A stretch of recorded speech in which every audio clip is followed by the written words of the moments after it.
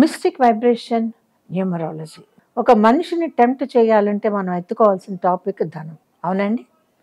ఒక మనిషిని టెంప్ట్ చేయాలంటే ఎత్తాల్సిన టాపిక్కే ధనం.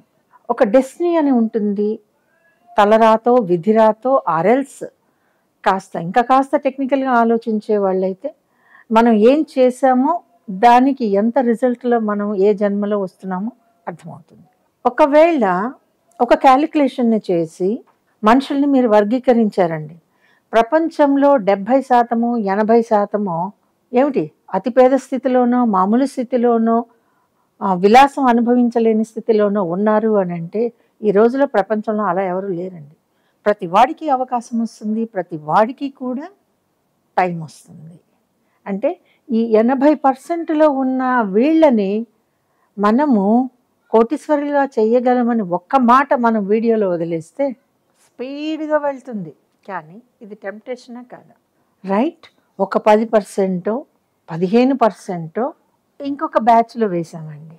అంటే ఏంటి, వీళ్ళకి తినడానికి ఉండడానికి ఎంతో కొంత అనుభవించడానికి కాస్త కూస్తో డబ్బు వేసుకోవడానికి అవకాశం ఉంటుంది. మరి 70 to 80% మధ్యలో వాళ్ళని మనము ఈ 10%లోకి 15%లోకి లాగాలి అంటే డెస్టినీని కాదు అని, విధిరాతని కాదు అని మార్చగలమా? సో నాదొక డైరెక్ట్ క్వశ్చన్. ఇఫ్ మీరు మార్చగలను అని ఎవరన్నా ఛాలెంజ్ చేస్తే నాదొక డైరెక్ట్ క్వశ్చన్ అండి.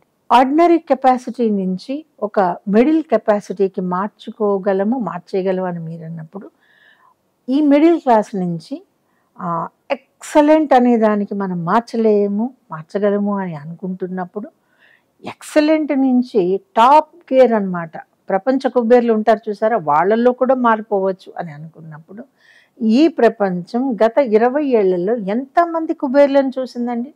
ఎంతమంది కుబేరులు తయారయ్యారు? కుబేర్లు అంటే అర్థం తెలుసా మీకు? ఎంతమంది తయారయ్యారు? ఈ వర్గీకరణలో ఎక్కడైనా నిజం కనిపిస్తుందా మీకు? రియల్ లైఫ్లో ఇదేం ఉండదండి. ఇంకొక పాయింట్, ఒకవేళ తలరాతని మేము మారుస్తాం అని ఒక స్టేట్మెంట్ మనం ఇచ్చినప్పుడు మీరెందుకు మీ తలరాతని మార్చుకోలేదు? మీరెందుకు ఒక పిఎంఓ సీఎంఓ కాలేదు? మీరెందుకు కుబేర్లు అవ్వలేదు? మీరెందుకు ఇలాగా ప్రతి వ్యక్తి దగ్గర నుంచి date of birth, time of birth అన్నీ తీసేసుకుని లెక్కలు వేసి వాళ్ళని ఉద్ధరించే సలహాలు ఇస్తున్నారు కదా? మీకేమైంది? మీరు అవ్వచ్చు కదా? మీ తలరాతని మార్చేసుకుని మీరు ఒక పిఎంఓ సీఎంఓ ఎందుకు అవ్వటం లేదు? సో ఫాల్స్ స్టేట్మెంట్స్ని మీరు నమ్మినప్పుడు మీరు కూడా ఫాల్స్లో పడతారు. నేను ఆల్వేస్ చెప్తానండి, నిజం ఎప్పుడు కూడా చాలా నిష్ఠురంగా ఉంటుంది. ఒక స్వీట్ కవరింగ్, స్వీట్ వర్డ్స్ లాగా మనము మీరు 60లో ఉన్నారు, మీరు 80లోకి నేను చేర్చేస్తాను మీ విధిరాతలో లేకపోయినా అని అంటే ఎంతమంది మిమ్మల్ని అడుగుతారండి? మీరు చెప్పినట్లుగా లెక్కలు ఉన్నాయి, నాకు ఎంత వాల్యూ వచ్చింది, నేను ఎందుకు కుబేరుడిని అవ్వలేదు అని అడుగుతారు. అంటే మళ్ళీ అక్కడ ఏదో వంక అనమాట. మళ్ళీ అక్కడ ఇంకో వంక వస్తుందండి. మీరు ఇంతలో ఉన్నా సరే నేను నేమ్ కరెక్షన్ చేసిస్తేనే మీరు కుబేర్లు అవుతారు. అటువంటిప్పుడు మీరు అడగాల్సిన క్వశ్చన్ ఏమిటో తెలుసా? మీరెందుకు కుబేర్లు కాలేదు? మీరు కుబేర్లు అయి ఉంటే మీరు ఇది ఎందుకు చెప్తారు? తెలిసిపోతుంది కదండి.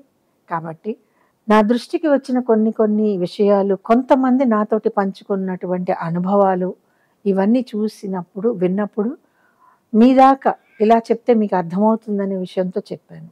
మరొక నిఖార్సైన నిజంతో మరో వీడియోలో కలుసుకుందాం.